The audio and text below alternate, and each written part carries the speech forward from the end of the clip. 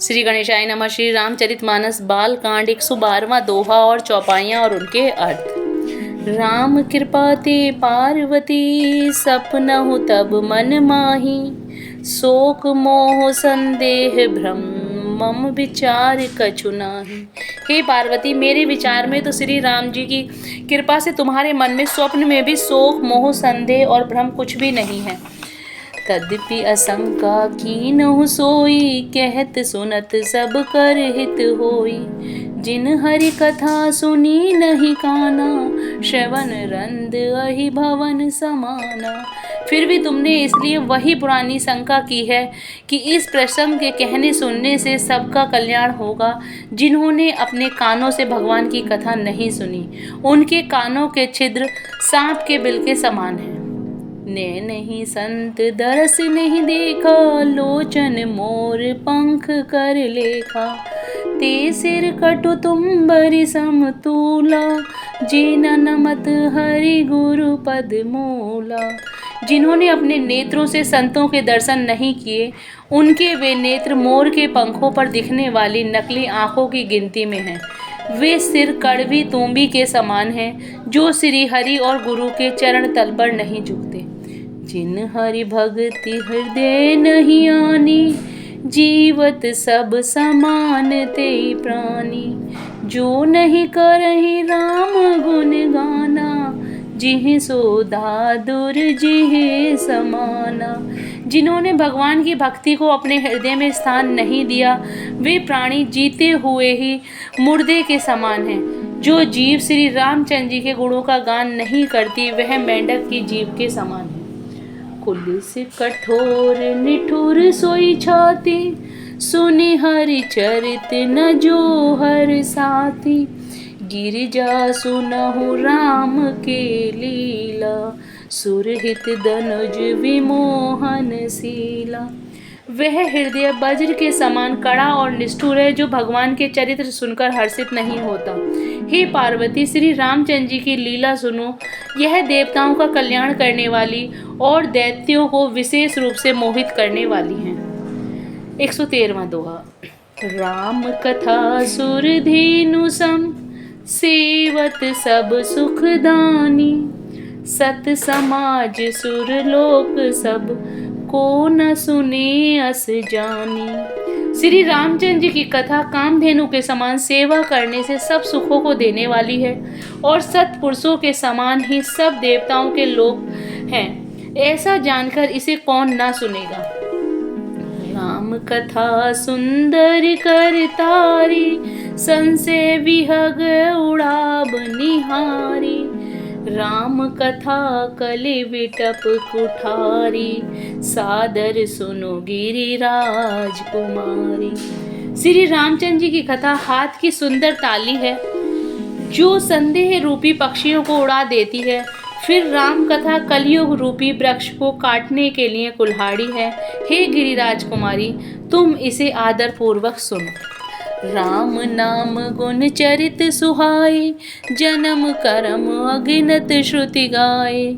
जथानंद राम भगवाना, तथा कथा कीर्ति गुण नाना। वेदों ने श्री रामचंद्र जी के सुंदर नाम, गुण, चरित्र, जन्म और कर्म सभी अनगिनत कहे हैं। जिस प्रकार भगवान श्री रामचंद्र जी अनंत हैं, उसी तरह उनकी कथा, कीर्ति और गुण भी अनंत हैं। तद्यपि जथा श्रुत जसी मति मोरी, कहूँ देखी प्रीति अति तोरी। उमा प्रसन्न तब सहज सुहाई, सुखद संत सम्मत मोहि भाई। तो भी तुम्हारी अत्यंत प्रीति देखकर जैसे कुछ मैंने सुना है और जैसे मेरी बुद्धि है, उसी के अनुसार मैं कहूँगा। हे पार्वती, तुम्हारा प्रसन्न स्वाभाविक ही सुंदर, सुखदायक और संत सम्मत है, और मुझे तो बहुत ही अच्छा लगा है। एक बात नहीं मोहि सुहानी, यद्यपि मोह बस कहो भवानी।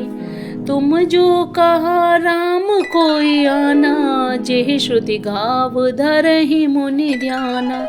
परंतु हे पार्वती, एक बात मुझे अच्छी नहीं लगी, यद्यपि वह तुमने मोह के वश होकर ही कही है। तुमने जो यह कहा है कि वे राम और कोई और हैं जिन्हें वेद गाते और मुनिजन जिनका ध्यान धरते हैं। 114वां दोहा। कही सुनहि अस अधम नर, ग्रसिजे मोहि पिशाच। पाषंडी हरि पद विमुख, जानहि झूठ न साच। जो मोह रूपी पिशाच के द्वारा ग्रस्त हैं, पाखंडी हैं, भगवान के चरणों से विमुख हैं और जो झूठ सच कुछ भी नहीं जानते, ऐसे अधम मनुष्य ही इस तरह कहते सुनते हैं। आज्ञा अकोविद अध अभागी, काय विषय मुकुर मन लागी। लंपट कपटी कुटिल विशेषी, सपनहु संत सभा नहीं देखी। जो अज्ञानी मूर्ख अंधे और भाग्यहीन है और जिनके मन रूपी दर्पण पर विषय रूपी काई जमी हुई है, जो व्यभिचारी, छली और बड़े कुटिल हैं और जिन्होंने कभी स्वप्न में भी संत समाज के दर्शन नहीं किए। कहीं ते वेद असम्मत वाणी, जिनके सूझ लाभु नहीं हानि। मुकुर मलिन अरुनयन विहीना, राम रूप देखहि किमि दीना।